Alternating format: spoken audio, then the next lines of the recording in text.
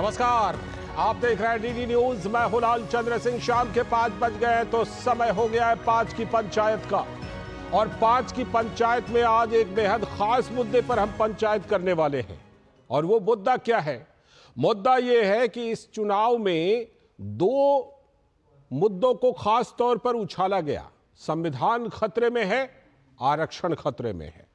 तो जब विपक्ष के द्वारा इन दो मुद्दों को उछाला गया तो प्रधानमंत्री नरेंद्र मोदी ने पलटकर जवाब दिया।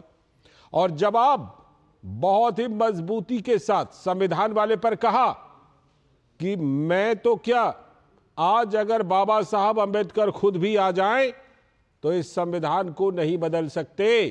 और संविधान के प्रति कैसा आदर किया जाता है, जिसको सीखना हो हमसे सीखें। वो माथे पर संविधान को रखकर घूमने से नहीं बात होती।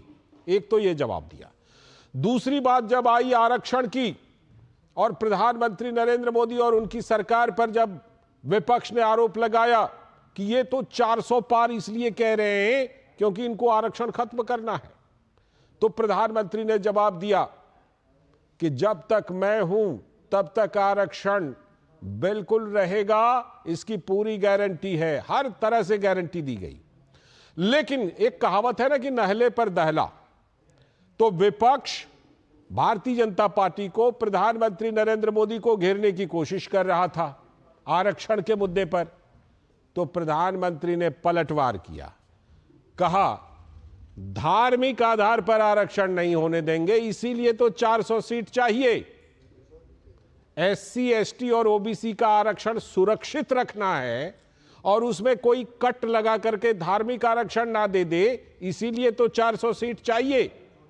और प्रधानमंत्री ने साफ तौर पर ऐलान किया कि जब तक मैं जिंदा हूं तब तक धार्मिक आधार पर आरक्षण नहीं होने दूंगा। यह प्रधानमंत्री ने खास तौर पर किया, खुले तौर पर ऐलान किया। साथ में विपक्ष से 3 सवाल भी पूछ डाले। विपक्ष से प्रधानमंत्री ने पूछा, कांग्रेस से और उसके सहयोगी दलों से। सबसे पहला सवाल यह पूछा कि वो लिखित में दें कि संविधान को बदलकर धर्म के आधार पर मुसलमानों को आरक्षण नहीं देंगे क्या? वो लिखित में दे सकते हैं क्या? पलटवार किया, नहले पर दहला। दूसरी चुनौती उन्होंने कांग्रेस को दी कि वो एससी, एसटी और ओबीसी को मिलने वाले अधिकारों में कोई सेंधमारी, जिसको मैंने कहा था कि कट मार करके देना, वो नहीं करेंगे। और तीसरी चुनौती उन्होंने दी कि जिन राज्यों में कांग्रेस और उनकी सहयोगियों की सरकारें हैं, वहां वोट बैंक की ये वाली गंदी राजनीति नहीं करेंगे, धार्मिक आरक्षण वाली।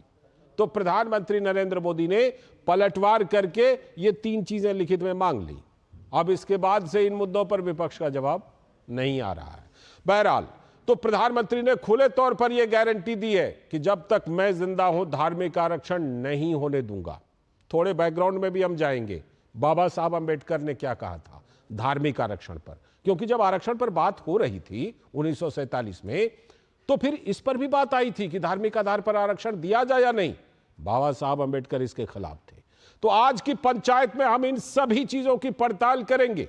और पंचायत में हमारे साथ कई पंच भी जुड़ेंगे खास मेहमान के तौर पर। लेकिन पहले जरा देखें कि राजनीति के मैदान में इस फ्रंट पर दोनों तरफों से क्या कुछ कहा जा रहा है।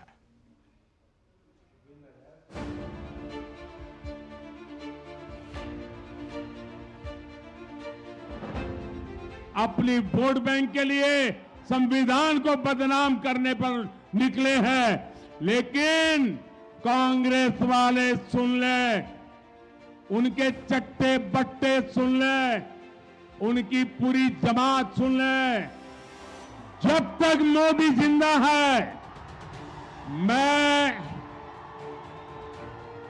दलितों का आरक्षण, आदिवासियों का आरक्षण, ओबीसी का आरक्षण, मुसलमानों को धर्म के आधार पर नहीं देने दूंगा, नहीं देने दूंगा, नहीं देने दूंगा।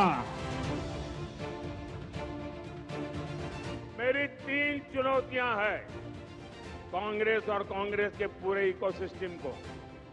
पहली चुनौती, कांग्रेस और उनके चट्टे बट्टे देश को लिखित में गारंटी दें कि वो संविधान बदलकर धर्म के आधार पर मुसलमानों को आरक्षण नहीं देंगी, देश को बांटने का काम नहीं करेगी। मेरी दूसरी चुनौती है, कांग्रेस देश को लिखित में दे कि वो एसटी, एससी, ओबीसी को मिलने वाले आरक्षण में सेंधमारी नहीं करेगी, उनका अधिकार नहीं छीनेगी, डाका नहीं डालेगी। मेरी तीसरी चुनौती है, कांग्रेस देश को लिखित में गारंटी दे कि जिन जिन राज्यों में कांग्रेस की और उसके साथियों की सरकार है, वो कभी भी वोट बैंक की गंदी राजनीति नहीं करेंगे, वो बैकडोर से ओबीसी का कोटा काटकर मुसलमानों को आरक्षण नहीं देंगी। तो ये जो बीजेपी के लोग हैं ना, ये जो आरक्षण पर और कॉन्स्टिट्यूशन पर आक्रमण कर रहे हैं और इसको खत्म करने की कोशिश कर रहे हैं, ये बिल्कुल गलत है, ये हम कभी नहीं होने देंगे। मैं ये बात स्पष्ट कर देना चाहता हूं कि Bharatiya Janata party ST, SC, OBC के आरक्षण की समर्थक है और हमेशा इसके संरक्षक के रूप में अपनी भूमिका निभाएगी। एसटी, एससी, ओबीसी के आरक्षण में किसी एक राजनीतिक दल ने अगर डाका डाला है तो वो कांग्रेस पार्टी ने डाला। The more enlightened and more thinking Muslims back to the Congress, and as a result, Congress formed UPA 1 and UPA 2. The backwards amongst Muslims / minorities would be given a sub-quota of 4%. Election Commission went wild when we made this announcement. Category 1 में उसमें 17 जातियां मुस्लिम भाइयों की है। Category 1B में भी 2B में भी 100 से अधिक जातियां हैं, उस 103 जातियां, उसमें 19 जातियां मुस्लिम कम्युनिटी की हैं। तो ये सब होते भी कर्नाटक गवर्नमेंट ने, कर्नाटक सरकार में जो हुआ है 2002 से, वहाँ पर 4% आरक्षण पूरे मुस्लिम भाइयों को दे दिया है। आरएसएस के लोग, बीजेपी के लोग आरक्षण खत्म करना चाहते हैं देश में। दलितों, पिछड़ों, आदिवासियों को, इस देश के लोगों को सावधान हो जाना चाहिए। वोट का अधिकार खत्म होगा, आरक्षण का अधिकार खत्म होगा और बाबा साहब डॉक्टर भीमराव अंबेडकर जी का संविधान खत्म होगा अगर मोदी गलती से जीत गए। जब से आरक्षण आया है तब से संविधान सम्मत सारे आरक्षण को संघ पूर्ण समर्थन देता है और संघ ये कहता है कि आरक्षण जिनके लिए है उनको जब तक आवश्यक लगेगा या सामाजिक कारणों से दिया गया है, वो भेदभाव जब तक है तब तक ये आरक्षण जारी रहना चाहिए।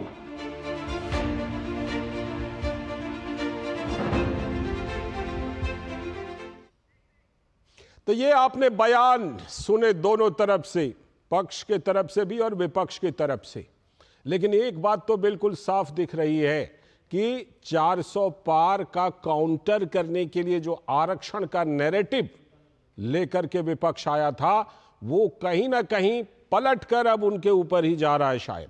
आज इसी पर पंचायत करेंगे। हमारे साथ स्टूडियो में जुड़े हुए वरिष्ठ पत्रकार अवधेश कुमार जी, बहुत बहुत स्वागत अवधेश जी आपका इस पंचायत में। और इसके साथ ही हमारे साथ सिद्धार्थ यादव, भारतीय जनता पार्टी के प्रवक्ता, बहुत बहुत स्वागत सिद्धार्थ आपका भी। राहुल लाल जी, राजनीतिक विश्लेषक और कांग्रेस के पक्ष में बातें रखते हैं, बहुत बहुत स्वागत राहुल लाल जी। और कानूनी पहलू, धार्मिक आरक्षण का कानूनी पहलू क्या है, बाबा साहब अंबेडकर ने क्या कुछ कहा था, जैसा कि हमने जिक्र किया, उन सभी बातों को समझाने के लिए कानूनी विशेषज्ञ, कानूनी मामलों के विशेषज्ञ डी के दुबे जी, बहुत बहुत स्वागत डी के दुबे जी आपका भी। मैं इस पंचायत की जो शुरुआत करता हूं, आज मैं अवधेश जी से इसकी शुरुआत करता हूं। अवधेश जी, कहीं ना कहीं ये नहले पर दहला वाली बात हो गई क्या? क्योंकि अगर हम थोड़ा सा क्रोनोलॉजी को समझें तो 400 पार का नारा आया, विपक्ष की तरफ से काउंटर आया कि 400 तो इनको इसलिए चाहिए 400 पार क्योंकि ये तो आरक्षण को और संविधान को खत्म करने वाले हैं। तो इधर से कहा गया कि SC ST और OBC का आरक्षण तो रहेगा ही रहेगा, उल्टा जब तक मैं जिंदा हूं तब तक उसमें कट नहीं मारने दूंगा, और उल्टे 3 चुनौती दे डाली। देखिए, इसके अलग अलग 3 पहलू हैं। इस समय जो भारतीय जनता पार्टी और RSS को आरक्षण विरोधी, पिछड़ा विरोधी, दलित विरोधी, ये पिछले कई चुनावों से हम सुनते रहे, इस चुनाव में भी ये गूंज सुनाई दे रहा है जी। 2015 में ऑर्गेनाइजर और पंचजन को संघ के प्रमुख डॉक्टर मोहन भागवत जी ने एक इंटरव्यू दिया था जी। उसका जितना शर्मनाक दुरुपयोग इस देश में हुआ है, वो बिहार विधानसभा चुनाव का आप जिक्र कर रहे किसी हैं। भी सभ्य और स्वस्थ समाज में उसका उदाहरण नहीं मिलेगा। कहीं भी एक पंक्ति भी उसमें नहीं है कि हम आरक्षण के विरुद्ध हैं या हम आरक्षण हटाना चाहते हैं। उन्होंने केवल ये कहा है कि आरक्षण तो सही है, आरक्षण जारी ही रहना चाहिए, लेकिन उसके लागू होने के तरीके पर प्रश्न जगह जगह उठ रहा है। तो उसके बारे में उन्होंने कुछ सुझाव दिए थे। अब उसको बना करके कि भैया अरे अरे कर लो, वैसे चलता रहा। पहले फैक्ट देखिए, इस देश में आरक्षण में कांग्रेस की क्या भूमिका है।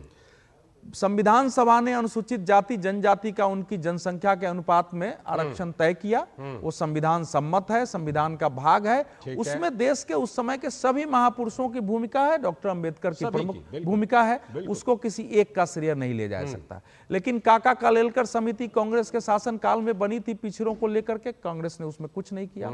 मंडल आयोग का गठन 1977 में हुआ, जिसमें जनता पार्टी में जनसंघ शामिल था, जो संघ का था। ये बड़ा पॉइंट है। लेकिन वो जनसंघ ने उसका विरोध नहीं किया। जनसंघ ने उसने रिपोर्ट दिया, उसका भी विरोध नहीं किया। लेकिन रिपोर्ट देने इंदिरा गांधी आ गई तो उन्होंने उस रिपोर्ट का लागू नहीं किया। राजीव गांधी ने भी उस रिपोर्ट को, पिछड़ों के आरक्षण को लागू नहीं किया। ध्यान रखिए, कांग्रेस के आरक्षण में कोई भूमिका नहीं है। और जब VP सिंह की सरकार ने उसको लागू किया तो लोग कहा जा रहा है बीजेपी ने उसका विरोध नहीं किया, बीजेपी ने समर्थन वापस नहीं लिया, यह झूठ प्रचार हो रहा है। जब लाल कृष्ण आडवाणी की रथ यात्रा को रोका गया था, वापसी तो उस मुद्दे पर हुई है, जब पर आडवाणी हुई जी की है। गिरफ्तारी और मंडल हुई थी। आयोग की सिफारिश पर जितने भी बहस थी उसमें देख लीजिए, आडवाणी अटल जी का सबका उसमें समर्थन है। ठीक है। आगे अगर आप बढ़ते हैं तो जो देश में आर्थिक आधार पर जो कमजोर वर्ग है उसको किसने आरक्षण दिया? नरेंद्र मोदी सरकार ने दिया। 33% आरक्षण किसने दिया? नरेंद्र मोदी महिलाओं की सरकार के दिया। तो जिनका आरक्षण से कोई लेना देना नहीं है कांग्रेस का, वो इस समय आरक्षण की बात कर रही है। संघ ने आज नहीं, 1970 के दशक 80 के दशक में जब बाला साहब देवरस जी का व्याख्यान माला शुरू हुआ, तभी उन्होंने कहा कि संघ आरक्षण की समर्थक है। मैं आपको 20 उदाहरण दे सकता हूं कि संघ ने कैसे कैसे आरक्षण का समर्थन किया है। ये इसलिए स्पष्ट करना, ऐसे ही कई उदाहरण कांग्रेस के मिल जाएंगे, जिसका आपने कुछ का जिक्र भी किया। चाहे वो कई बार नेहरू जी की चिट्ठी का भी जिक्र आता है कि जो उन्होंने मुख्यमंत्रियों को लिखी थी। तो निश्चित तौर पर सवाल ये उठते हैं, मैं आऊंगा आपके पास और पॉलिटिकल पहलू पर और बात करूंगा, लेकिन जरा कानूनी पहलू को भी जरा बीच में ले आता हूं। सबसे पहले DK दुबे जी, बात ये होती है कि उस समय जब संविधान सभा इस खास बिंदु पर, आरक्षण वाले बिंदु पर चर्चा कर रही थी कि किनको किनको आरक्षण दिया जाए, तो उसमें यह खास तौर पर बात आई कि धार्मिक आधार पर भी आरक्षण दिया जाए क्या। तो उसमें अंबेडकर जैसे बहुत सारे लोग, डॉक्टर अंबेडकर जैसे लोग इसके बिल्कुल खिलाफ थे और कहा था कि अगर हम ऐसा कुछ करते हैं तो एक बार फिर से देश के बंटने का खतरा होगा। और फिर आज उसी आग से कुछ पार्टियां खेल रही हैं। बिल्कुल सही बात है। और मुझे लगता है कि उस समय केवल इतने स्टेटमेंट से काम नहीं चला था। डॉक्टर अंबेडकर का एक बड़ा स्टेटमेंट आया था। एक्चुअली ये जो आरक्षण का पूरा विषय है, ये आर्टिकल 15 का आरक्षण है और पॉलिटिकल आरक्षण है। शुरू में जब कॉन्स्टिट्यूशन बना था तब एम्प्लॉयमेंट में आरक्षण नहीं हुआ करता था। डॉक्टर अंबेडकर के सामने ये प्रश्न आया कि भाई आरक्षण किसको देना चाहिए, किसके उत्थान की आवश्यकता है। तो डॉक्टर साहब ने कहा कि कोई जाति या रिलीजन इसमें नहीं लिखा जा सकता और रिलीजियस आरक्षण तो दिया ही नहीं जा सकता, क्योंकि रिलीजियस, अब हमारा कंट्री जो है वो रिलीजियस कंट्री नहीं है, लेकिन हमारे देश में कुछ जातियों के आरक्षण के विषय में कहा जा सकता है। तो उस समय उन्होंने एक फॉर्मूला दिया और कहा कि हम शेड्यूल्ड कास्ट बनाएंगे, एक शेड्यूल बनाएंगे, उसमें कुछ कास्टें रखी जाएंगी, एक शेड्यूल बनाएंगे जिसमें कुछ ट्राइब रखे जाएंगे। तो कोई भी जाति इसमें नहीं लिखी जा सकती, क्योंकि जाति अगर लिखेंगे तो जाति परमानेंट हो जाएगी और जाति हम खत्म करना चाहते हैं देश में। और रिलीजियस आरक्षण की जब बात आई तो उन्होंने साफ कहा कि अगर रिलीजियस आरक्षण दिया गया तो एक बार रिलीजियस आरक्षण दिया गया उसको हम आज तक झेल नहीं पाए। मैं आपको बताता हूं 1906 में जब मुस्लिम लीग बनी थी तो आगा खां को बुलाकर उस समय मोर्ले ने मुस्लिम लीग को आरक्षण दिया था, कहा था कि तुम मुस्लिम लीग बना लो तो हम मुसलमानों को यहाँ आरक्षण देंगे। भारत में पहली बार आरक्षण मुसलमानों को अंग्रेजों ने दिया था और वो इसलिए दिया था कि 1905 का जो आंदोलन था उसमें हिंदू मुसलमान दोनों साथ आ गए थे, तो उनको लगा अलग अलग करना बहुत आवश्यक है, इसलिए मुसलमानों को अगर आरक्षित करके कुछ अलग विशेषाधिकार दे दिए जाएं तो फिर मुसलमान अलग चल देगा और हिंदू पीछे रह जाएगा। हिंदू वो चीज हुई भी, वो बात हुई भी आगे चलकर। अब वही बात उन्होंने, लॉर्ड मॉर्ले ने उस समय कहा था कि whatever I am providing to the Muslims that the country will see it. 1947 में हमने वो देखा जो 1906 में उसने कहा था, मतलब ऐसा नहीं कि उसने कहा, रिकॉर्ड पर कहा था कि मैं जो कर रहा हूं ये आरक्षण देकर मुसलमानों को, इसका परिणाम आगे आने वाला भारत भुगतेगा। तो 1947 में भुगता।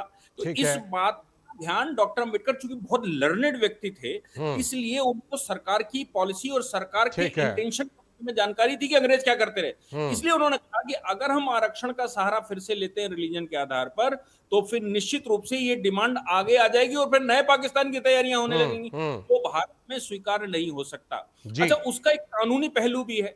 कानूनी पहलू ये है कि मुस्लिम्स के अंदर कोई ओबीसी SC ST होता नहीं है, वो तो एक कम्युनिटी है, एक रिलीजन है, एक उनका तो बेसिक फॉर्मूला है ना, जो अल्लाह को मानता है, जो मोहम्मद को मानता है, जो कुरान को मानता है वो मुसलमान है, और मुसलमानों में कोई भेदभाव नहीं, एक ही थाली में सब खाएंगे, वही मुसलमान क्लेम तो यही है, उनका क्लेम तो यही है। हालांकि ये बात अलग है कि प्रैक्टिकली बहुत कुछ देखने को मिलता भी है।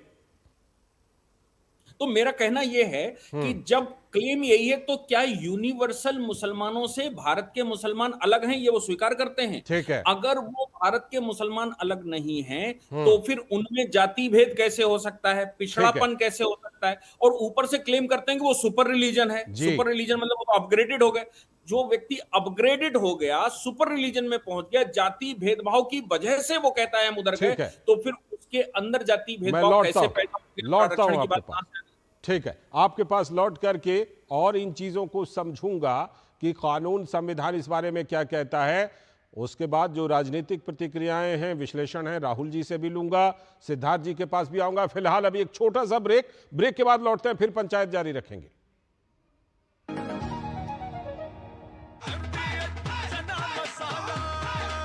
अब छोलिया हो या लोबिया, सफेद चने या काले चने, सब कुछ मजेदार बने।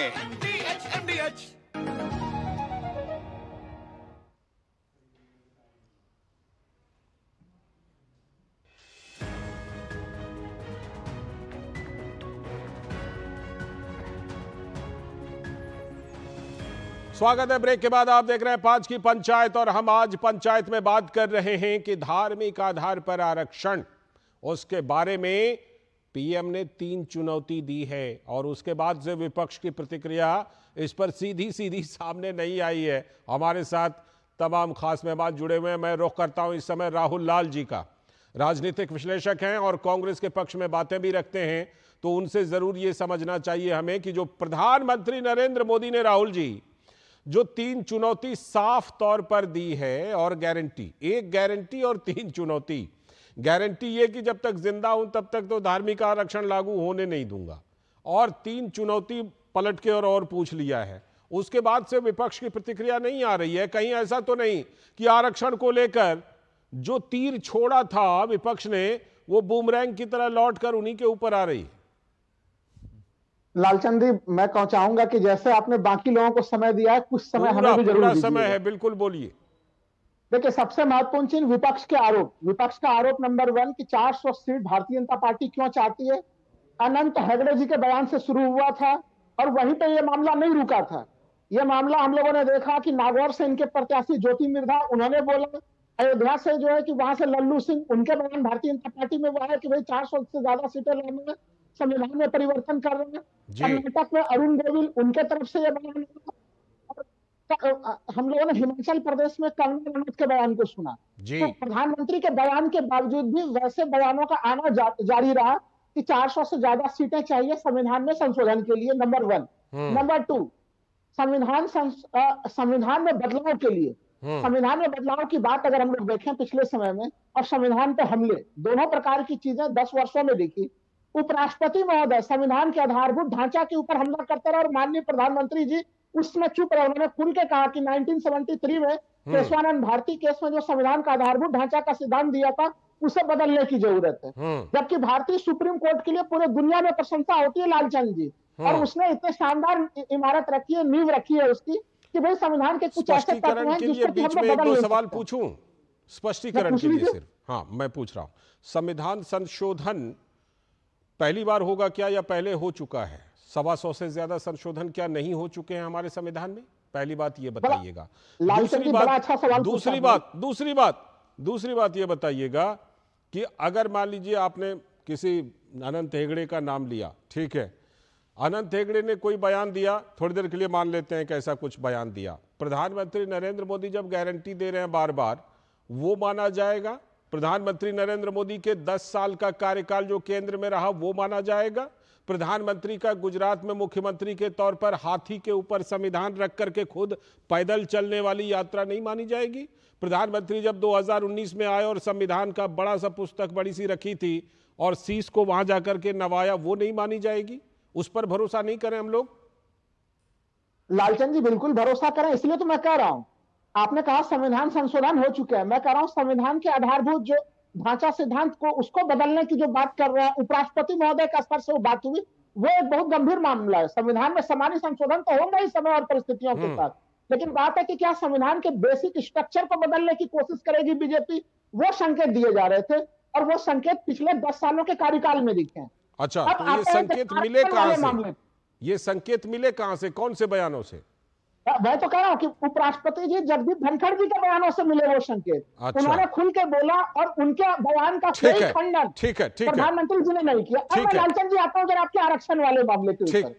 मैं आपके इस पॉइंट पर सिद्धार्थ जी से सीधा जवाब लूंगा, सीधा जवाब सिद्धार्थ जी से लूंगा, छोटे से ब्रेक के बाद सीधा जवाब सिद्धार्थ जी से लूंगा।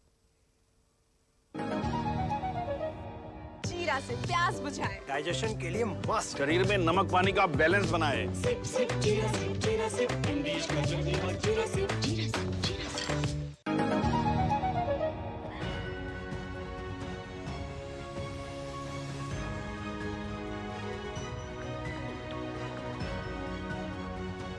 स्वागत है ब्रेक के बाद। आप देख रहे हैं 5 की पंचायत। ब्रेक पर जाने से पहले जो सवाल राहुल लाल जी ने उठाए उस पर सिद्धार्थ जी का सीधा जवाब। सिद्धार्थ जी, क्या बेसिक स्ट्रक्चर को लेकर के कभी कोई बयान आपके नेताओं ने दिया है क्या? और दूसरी बात ये बताइए कि संविधान को लेकर के जो धार्मिक आरक्षण पर प्रधानमंत्री ने चुनौती दी विपक्ष को, इसकी जरूरत क्यों पड़ी? लालचंद जी, मैं बिल्कुल सीधा जवाब दूंगा। 30 मिनट के बाद मुझे अवसर मिला है तो मैं आग्रह करूंगा कि मेरे को पर्याप्त समय मिला जाए ताकि मैं अपनी बात को रख सकूं। सबसे पहली बात तो बेसिक स्ट्रक्चर की बात अभी राहुल लाल जी कर रहे थे, उनको भूल गए वो एक बात कि बेसिक स्ट्रक्चर आया कब था। जब इंदिरा गांधी जी देश के संविधान को तार तार करके, देश के लोकतंत्र को तार तार करके, सभी नेताओं को जेलों में डाल करके, अदालतों पर ताले लगा करके और इमरजेंसी लगा के बैठी थी, उसके बाद जो उन्होंने उनके कृत्य हुए, उसके बाद देश की सर्वोच्च अदालत को कहना पड़ा कि बेसिक स्ट्रक्चर है जिसको आप नहीं बदल सकते। जिन लोगों ने इतिहास में संविधान को तार तार करने का काम किया वो आज संविधान की दुहाई देते हैं, मैं इसी को हास्यास्पद मानता हूं। अब बात आई कि आरक्षण की बात को कहां से लाया गया, या आरक्षण की बात पर चिंता क्यों है? आरक्षण की बात पर चिंता इसलिए है लाल सिंह जी, क्योंकि इतिहास के अंदर इन्होंने जब जब नाम पिछड़ों का लिया पर काम किसी और का किया। नाम तो लिया SC ST OBC का, पर वोट चूंकि ये कहीं और से चाहते हैं, तो तुष्टीकरण की एक पॉलिसी कांग्रेस पार्टी की रही। मैं पूछना चाहता हूं, 80 के दशक में जब आपने एएमयू के अंदर से SC ST और OBC के आरक्षणों को खत्म कर दिया था, तब क्या हुआ था? 2011 में आपने जब जामिया में से आरक्षण को खत्म कर दिया, तब क्या हुआ? ये तो इंस्टेंसेस है ना।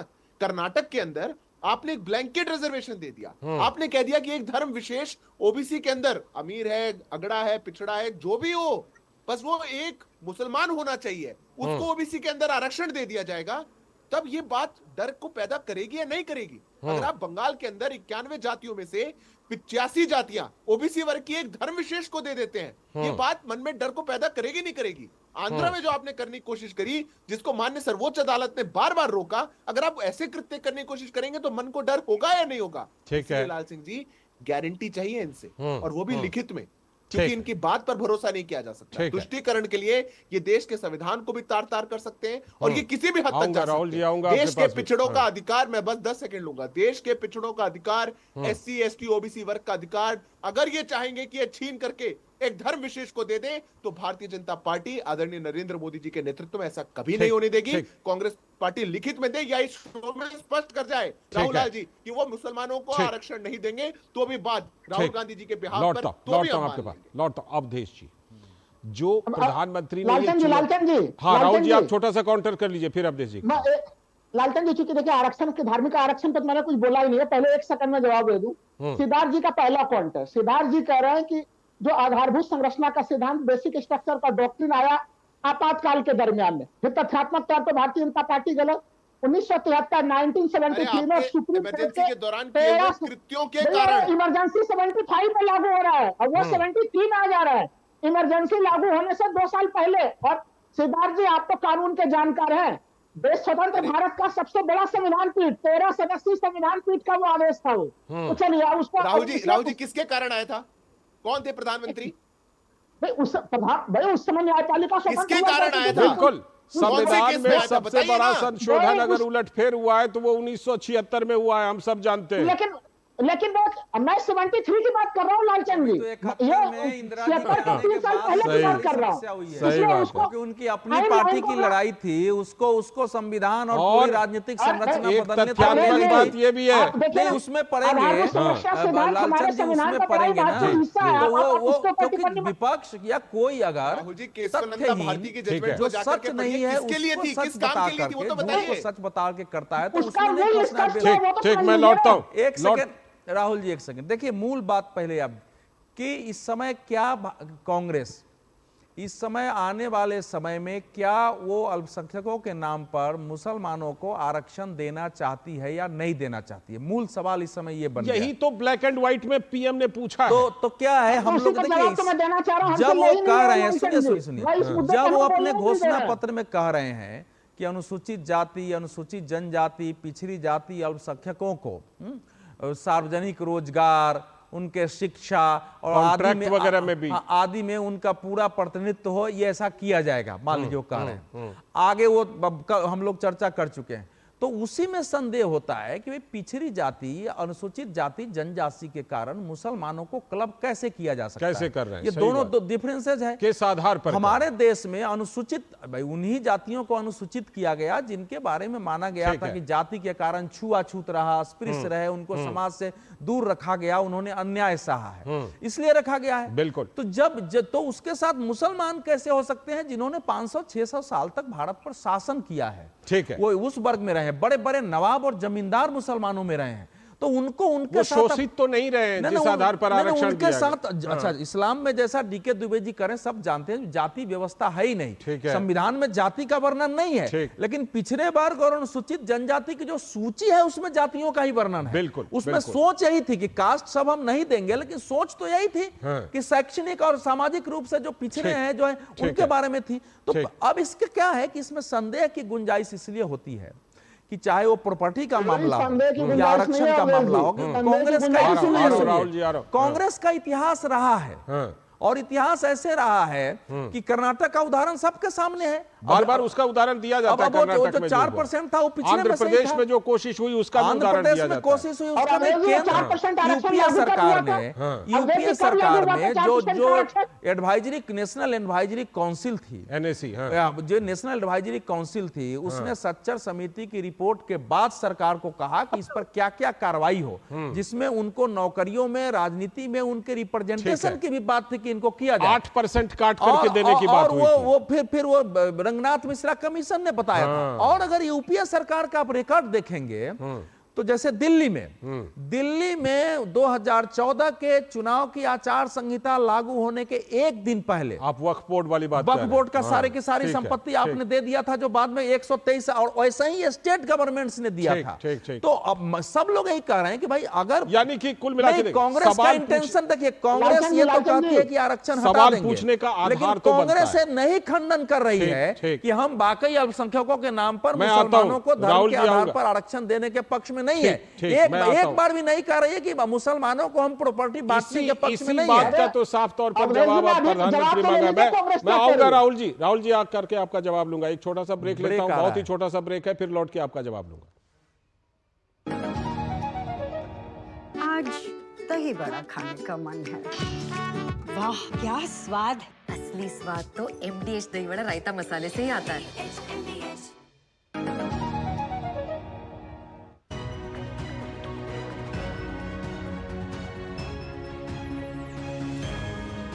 स्वागत है एक बार फिर से आप सभी का। और हम पंचायत में आज बात कर रहे हैं धार्मिक आधार पर आरक्षण को लेकर, जो बिल्कुल स्ट्रेट सवाल पूछा है। राहुल जी अपनी कोई बात रखना चाह रहे थे।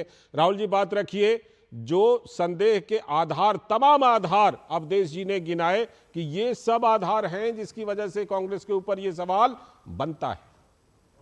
देखिए, चाहे अवधेश जी ने जो सवाल गिनाया, चाहे दुबे जी ने सवाल गिनाया, चाहे सिद्धार्थ जी ने, वो सवाल बनते ही नहीं है। देखिए, अब मैं बस हमें कुछ समय दीजिएगा, क्योंकि धार्मिक आरक्षण तो मैंने बोला ही नहीं है। अगर हम लोग देखिए कर्नाटक में बात करें, कर्नाटक में जो आरक्षण की स्थिति है वो हवानूर कमीशन 1972 में बनी थी, और एक तरह से 83 में वो लागू होता है, और जो वर्तमान स्वरूप में है वो 1994 से लागू है। वहां पे 4% आरक्षण को आज से तो लागू है नहीं, वीरप्पा मोइली ने लागू की थी ना। मैं यही तो कह रहा हूँ कि उस बीच में क्या भारतीय जनता पार्टी की सरकारें नहीं आई वहां पे। सरकारें आई गई। जब पिछले विधानसभा चुनाव के आखिरी समय में नहीं लगा अरे हमारा मामला तो बिगड़ रहा है, तब फिर भारतीय जनता पार्टी ने उस आरक्षण को हटाने का प्रयास किया, और माननीय सुप्रीम कोर्ट ने उसके ऊपर स्टे हटाया तो था। उन्होंने हटा के वोकालिंगा और उनको दिया था लिंगायत को, तो उसको सुप्रीम कोर्ट ने स्वीकार नहीं किया, स्टे लगा दिया लालचंद जी, क्योंकि वो बिल्कुल आखिरी समय में किया। ठीक है, आपके इस सवाल पर लूंगा जवाब। इस सवाल पर सिद्धार्थ जी से जवाब लूंगा। सिद्धार्थ जी से जवाब लूंगा। ठीक है, मैं लौटता हूं आपके पास। सिद्धार्थ जी आपसे ये जवाब लूंगा, लेकिन पहले जरा डीके दुबे जी के पास। डीके दुबे जी, क्या संविधान बिल्कुल कोई गुंजाइश नहीं छोड़ता धार्मिक आधार पर आरक्षण का?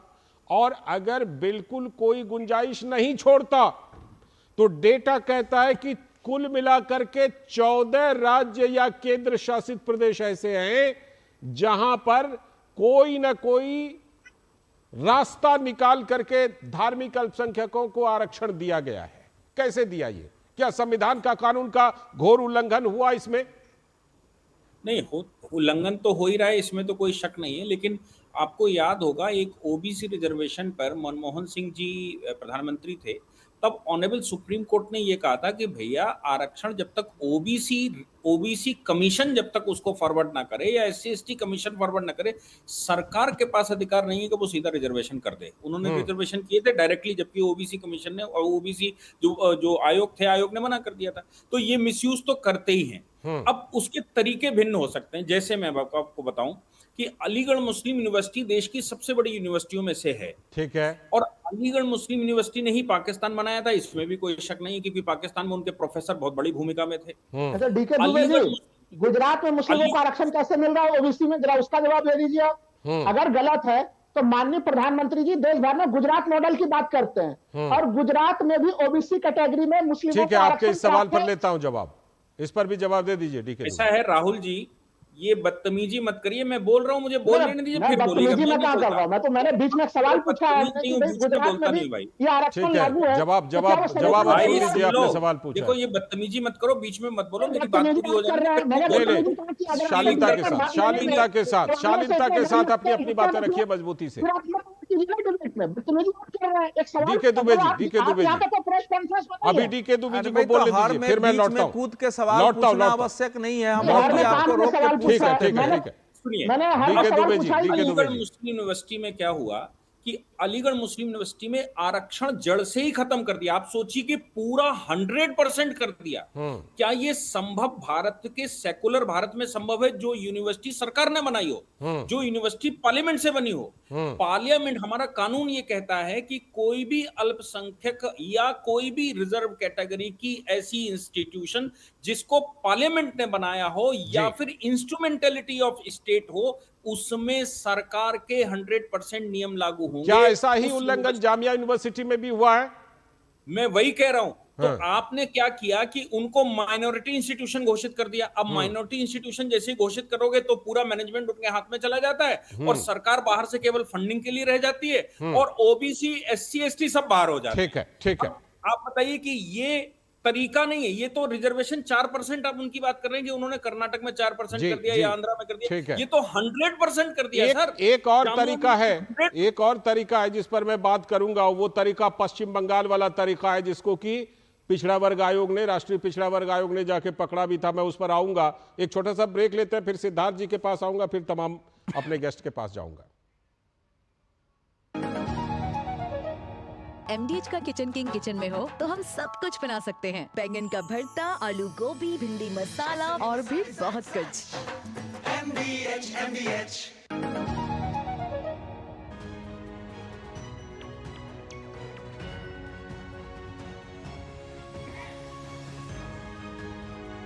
स्वागत ब्रेक के बाद।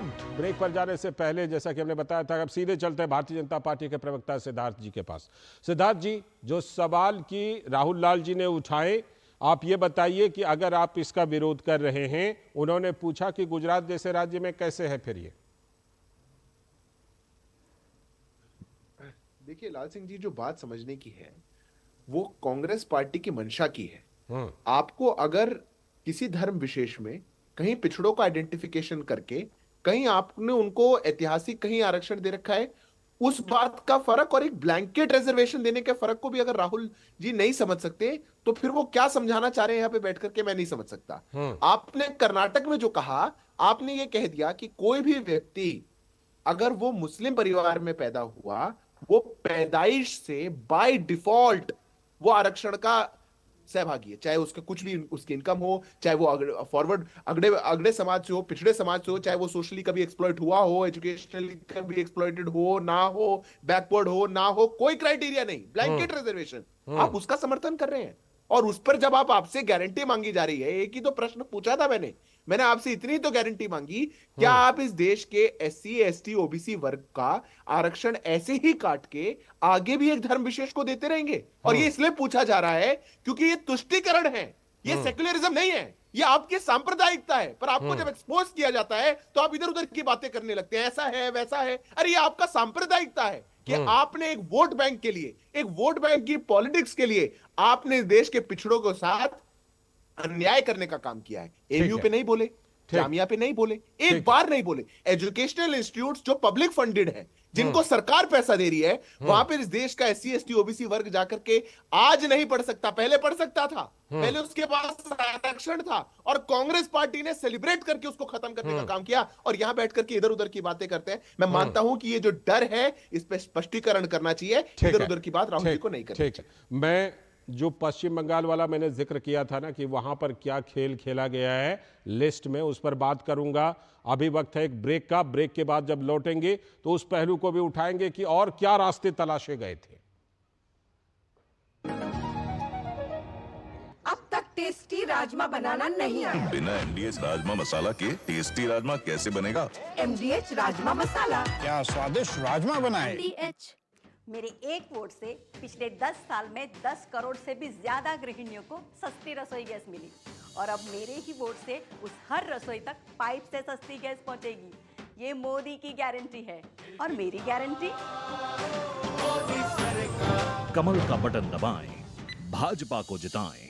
Delivery boy has picked your order. अरे भाई पता है भूख लगी है। 30 मिनट का मैसेज नोटिफिकेशन आया था ना। मैसेज के सारे थोड़ी बैठ सकते हैं। कल आपने कुछ शेयर्स बेचे थे ना? हाँ, तो चेक किया? मैसेज आया तो था। सिर्फ मैसेज काफी नहीं है। आप शेयर मार्केट में कोई भी ट्रांजैक्शन करते हैं ना, तो स्टॉक एक्सचेंज से आए SMS या ईमेल को अपने डीमैट अकाउंट और बैंक स्टेटमेंट के साथ भी टैली कीजिए। बेटा भूख में ना दिमाग बंद हो जाता है।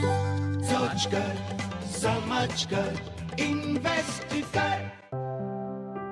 यकीन है खुद पर है नाज। सुनती हूँ अपने मन की आवाज। कभी शर्मीली तो कभी हूँ जाबाज। रुकना मेरी आदत नहीं, थमना मेरी चाहत नहीं। मैं हूँ नारी, यही मेरा अंदाज।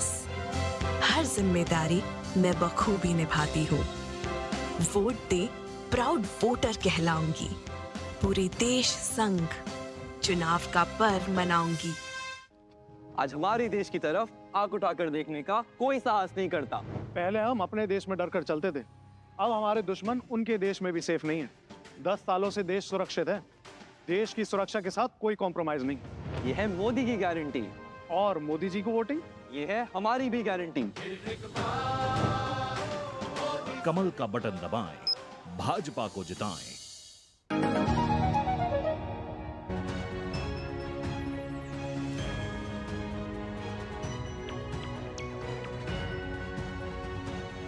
स्वागत है ब्रेक के बाद। ब्रेक पर जाने से पहले जैसे कि हमने आपको बताया था कि कौन कौन से रास्ते निकाले जाते हैं धार्मिक आधार पर आरक्षण देने के लिए, उसी में एक रास्ता पश्चिम बंगाल में निकाला गया था। मैं एक छोटा सा क्लैरिफिकेशन डीके दुबे जी से पहले लेता हूं।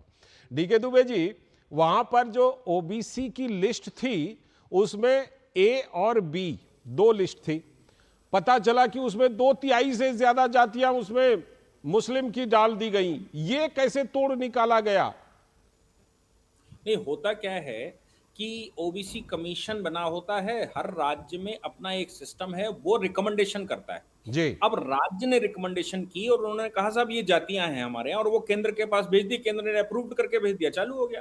आपको याद होगा कि उत्तर प्रदेश में मायावती और अखिलेश यादव की सरकार होती थी तो 10-20 जातियां इधर की उधर हो जाती थी।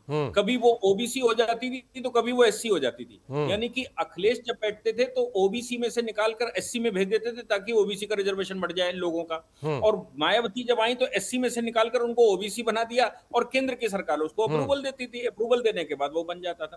तो होता क्या है कि आप रिलीजन के आधार पर तो दे नहीं सकते क्योंकि कॉन्स्टिट्यूशनली वैलिड ही नहीं है। तो आप क्या कर रहे हैं, आप जातियां तोड़ निकाला जाता है। हाँ, ठीक है। जबकि मुस्लिम कॉन्सेप्ट में जाति है ही नहीं, उनके यहाँ जाति नाम की कोई चीज ही नहीं है। जब उनके यहाँ जाति नाम की चीज नहीं तो उनकी जाति पैदा कैसे करवा सकता है कोई राज्य? और कहता है कि हम जाति पैदा करवा रहे हैं और जाति के आधार पर इसको ओबीसी बना रहे हैं, ओबीसी के वो बना रहे हैं। मैं आपको बताऊं एक इलस्ट्रेशन उसका, जैसे केंद्र में जब आपको सिटीजनशिप चाहिए होती है तो केंद्र सरकार उसको देती है, लेकिन इन्होंने क्या किया था, जम्मू एंड कश्मीर में आर्टिकल 7 में संशोधन कर दिया था। जम्मू एंड कश्मीर में वहां की निवासिता कोई ले ले पाकिस्तान से आकर, वो राष्ट्रीय नागरिकता ले सकता था।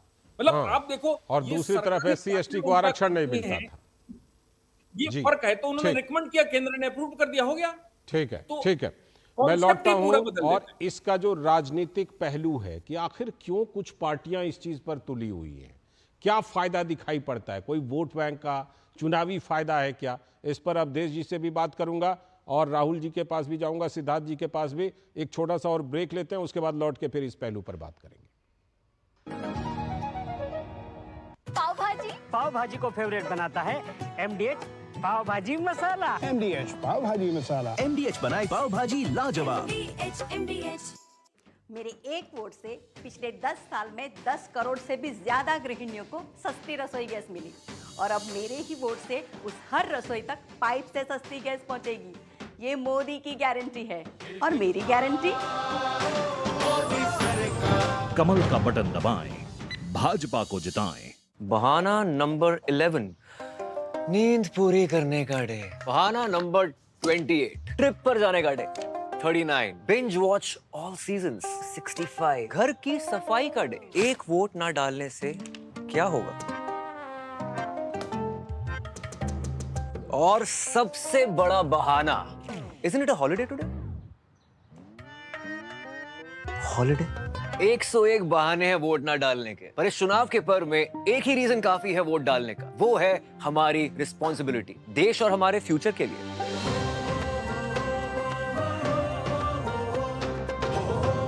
तो चलो सब मिलकर मनाते हैं इस चुनाव के पर्व को गर्व के साथ। आपकी सुरक्षा है हमारे लिए बहुमूल्य, इसलिए जब भी लें एलपीजी सिलेंडर जरूर कराएं प्री डिलीवरी जांच। आपकी सुरक्षा को और बेहतर सुनिश्चित करने के लिए हर घर में हो रही है रसोई गैस उपकरणों की सुरक्षा जांच। अगर सुरक्षा होस खराब हो तो तुरंत बदलवाएं। आपातकालीन स्थिति में कॉल करें 1906। स्वच्छ ईंधन का वादा, सुरक्षित रसोई का इरादा। दादू, आपका तारा मतलब? बहुत प्यारा, बिल्कुल तुम्हारे जैसा। पापा, ऑनलाइन फॉरेक्स ट्रेडिंग पर best offers, high returns, bonus deposit और इनाम जीतने का मौका। हाँ बैल, मुझे मार मतलब? मुसीबत को बुलाना तुम्हारे पापा जैसे। आरबीआई कहता है आकर्षक ऑफर्स का लालच देने वाले अनधिकृत प्लेटफॉर्म्स पर फॉरेक्स ट्रेडिंग करना यानी अपने पैरों पर कुल्हाड़ी मारना। इसका मतलब? इन्हीं से पूछो। समझा पापा। आरबीआई कहता है जानकार बनिए, सतर्क रहिए। अरे ममता, कहाँ जा रही है भरी दोपहरी में? कहीं नहीं माँ, बस वोट डाल कर आई। बाहर धूप देख रही है? तुम इससे कड़ी धूप में मीलों चलकर पानी लेने जाती थी और आज हमारे घर में खुद पानी चलकर आता है। अरे माँ, जिसने घर तक नल से जल पहुँचाया है उसको वोट देने के लिए धूप छाँव थोड़ी ना देखेंगे। चलो माँ, साथ चलते हैं। जिसकी गारंटी ने जिंदगी संवारी, उसको वोट देने की गारंटी हमारी। कमल का बटन दबाएं, भाजपा को जिताएं।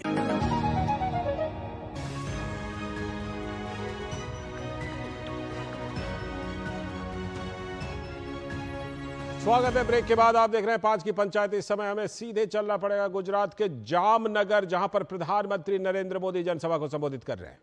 वहीं पर देश की एकता के लिए योगदान देने वाले राज परिवारों का म्यूजियम मैं बना रहा हूं। आजादी के इतने सालों के बाद ये मान सम्मान देना किसी सरकार को विचार नहीं आया, मुझे आया, क्योंकि मैं इतिहास की महानता को पूजने वाले लोगों में से हूं। और मैं जानता हूं जो इतिहास भूल जाते हैं वो कभी इतिहास बना नहीं सकते।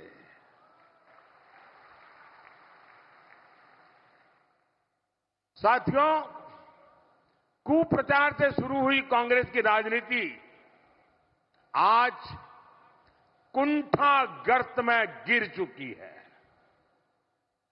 इनकी जो कुंठा पहले गुजरात को लेकर थी, आज कांग्रेस के भीतर देश की प्रगति को लेकर भी वही कुंठा, वही नफरत रग रग में भरी पड़ी है। आज दुनिया में भारत का कद भी बढ़ा है, भारत का सम्मान भी बढ़ रहा है। तो कांग्रेस के शहजादे और उनका पूरा इकोसिस्टम विदेशों में जाकर भारत को बदनाम करने के लिए लंबे लंबे भाषण देकर आते हैं। उन लोगों ने जब सत्ता छोड़ी 2014 में, तब हमारे देश की अर्थव्यवस्था दुनिया में 11 नंबर पर थी। और आपको जानकर के खुशी होगी, देश जब आजाद हुआ था तब हम दुनिया में 6 नंबर पर थे। ये वहां से 11 पर ले गए। और एक चाय वाला आया, वो तो बड़े बुद्धिमान लोग बैठे थे, लेकिन उसकी रगों में गुजराती खून है जी। और दुनिया में 11 नंबर की जो इकोनॉमी थी वो अब 5 नंबर पर पहुंच गई है। और मुझे आपका आशीर्वाद सत्ता सुख के लिए नहीं चाहिए, पद प्रतिष्ठा के लिए नहीं चाहिए। 2014 में प्रधानमंत्री का शपथ लेने के बाद इतिहास में नाम दर्ज हो चुका है।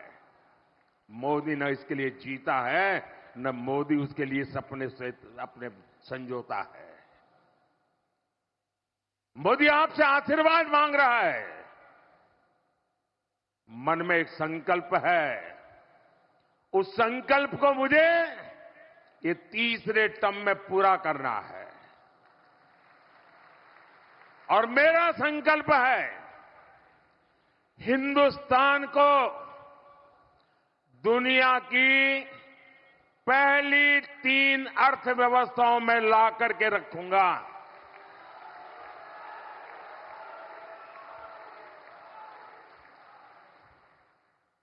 और आप कल्पना कर सकते हैं, जब विश्व में तीसरे नंबर की अर्थव्यवस्था हिंदुस्तान बनता है तो दुनिया के लिए भारत का नजरिया कितना बदलेगा। भारत की आवश्यकताओं की पूर्ति, भारत की आकांक्षाओं की पूर्ति, भारत के नौजवानों के सपनों को साकार करने का सामर्थ्य हिंदुस्तान का अपना होगा। भारत आत्मनिर्भर होगा। हिंदुस्तान को दुनिया में कभी भी किसी के पास हाथ फैलाने की जरूरत नहीं पड़ेगी। ऐसा हिंदुस्तान बनाने के लिए मुझे आशीर्वाद चाहिए साथियों। कांग्रेस के बड़े बड़े विद्वान देश की प्रगति को नीचा दिखाने के लिए कहते हैं कि तीसरे नंबर की इकोनॉमी बनने के लिए करने की क्या जरूरत है। सोते रहो भाई। जो लोग हर चीज का सॉल्यूशन खटाखट करके गरीबी दूर होगी कहते हैं, एक झटके में बोले गरीबी दूर होगी। जो खटाखट और कटाकट में ही जो फंसे पड़े हैं उनको समस्याओं से, चुनौतियों से कैसे टकराना, समस्याओं का कैसे समाधान कहना, चुनौतियों को कैसे परास्त करना, ये शायद कभी सोचा भी नहीं होगा। साथियों, नीति क्या होती है, निर्णय क्या होते हैं, और जब नीयत साफ होती है ना तो नतीजे भी तो शानदार होते हैं। साथियों, कांग्रेस का जहर इतना बढ़ चुका है, इतना बढ़ चुका है, पता नहीं 4 जून आते आते ये विष कहां कहां फैल जाएगा। जब कांग्रेस का मैनिफेस्टो आया तब मैंने देश को चेताया था। खास करके देश में जो विचारक वर्ग है उनको मैंने इशारा किया था कि कांग्रेस का मैनिफेस्टो देश के लिए खतरे की घंटी है। और मैंने साफ साफ कहा था कि मैं कांग्रेस के मैनिफेस्टो में मुस्लिम लीग की छाप देख रहा हूं। तो कुछ लोगों को शायद लगा होगा ये तो एक पॉलिटिकल स्टेटमेंट है, लेकिन जब उसकी बारीकियों में लोग जाने लगे तो देश बेचैन बनता गया। जो भाषा मुस्लिम लीग बोलती थी, देश के आजादी के पहले भारत का विभाजन की भाषा, जो नैरेटिव गढ़े गए थे, दुर्भाग्य से आज कांग्रेस का मैनिफेस्टो उन्हीं बातों को लेकर के आज देश के वासियों से वोट मांग रहे हैं। सीधा प्रसारण आप जामनगर से देख रहे थे। प्रधानमंत्री जनसभा को संबोधित कर रहे हैं और आज जो हम 5 की पंचायत में मुद्दा उठा रहे थे उसी से मिलती जुलती बातें प्रधानमंत्री यहां भी उठा रहे हैं। हमारे साथ अवधेश जी बने हुए हैं स्टूडियो में। अवधेश जी, आपके जरिए एक बहुत ही, क्योंकि समय समाप्त हो गया है, लेकिन जरूर समझना चाहूंगा कि जो पार्टियां इस तरह का करती हैं उनका क्या वोट का कैलकुलेशन होता है, क्या उनको इसमें फायदा दिखता है? निश्चित रूप से फायदा दिखता है। कांग्रेस को तो इस समय लग रहा है कि हमारी पार्टी का जनाधार गया ही इसलिए कि मुसलमान हमारे साथ नहीं रहे हैं और क्षेत्रीय पार्टियां खड़ी हो गई है। पहले भी उन्होंने कोशिश की, यूपीए सरकार में पूरी कोशिश यही थी। इस बार चूंकि कर्नाटक और तेलंगाना में मुसलमानों का एक मुश्त वोट मिला था, तो पूरी कोशिश है कि उस बात को दोहरा करके कि मुसलमानों के आरक्षण देश के ज्यादातर हिस्सों में इसका फायदा उठाया जाए। चलिए वो उठाया जाए। चलिए, समय समाप्त हो रहा है। आप आए, बहुत बहुत शुक्रिया। हमारे साथ बाकी 3 लोग भी जुड़े हुए थे, डीके दुबे जी, सिद्धार्थ यादव जी और राहुल लाल जी, उन सभी का बहुत बहुत शुक्रिया। तो आज की 5 की पंचायत में आज के लिए इतना ही, लेकिन डीडी न्यूज पर खबरों और कार्यक्रमों का सिलसिला लगातार जारी। पूरी टीम को दीजिए फिलहाल अनुमति। नमस्कार।